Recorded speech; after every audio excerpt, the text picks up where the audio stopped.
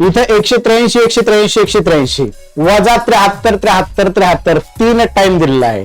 म्हणजे याचा अर्थ मी ह्याला ए असं म्हणू शकतो का? Yes, why not. या ठिकाणी याला ए चा घन म्हणता येईल मला. आणि इथं मला बी बी बी म्हणजे बी चा घन, या दोघांमध्ये वजाचं चिन्ह आहे. पॉइंट क्लिअर होतोय. तुम्हाला सूत्र प्रत्येक पाठ असणं गरजेचं नाहीये, पण हाताखालून जर गेला असेल तर असे प्रश्न क्विकली तुमचे आन्सर येतात. इथं दोघांमध्ये वजाचं चिन्ह आहे म्हणजे पहिल्या दोन पदाची तर 100% वजाबाकी असेल, ए वजा बी.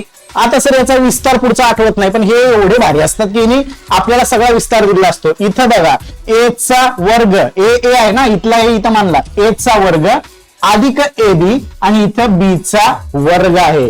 याचा अर्थ तुम्हाला इथं पुढं ए चा वर्ग अधिक ए बी अधिक बी चा वर्ग हा फॉर्म्युला पाठ नसला तरी पाठ झाला.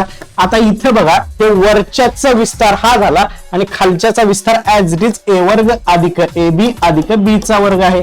हा कटला भाग सरळ सरळ. म्हणजे तुम्हाला या पदामध्ये फक्त ए वजा बी करायचं आहे. मग ए किती आहे? 183. बी किती आहे? 73. वजाबाकी केली मित्रांनो, 110 याचं उत्तर आलं.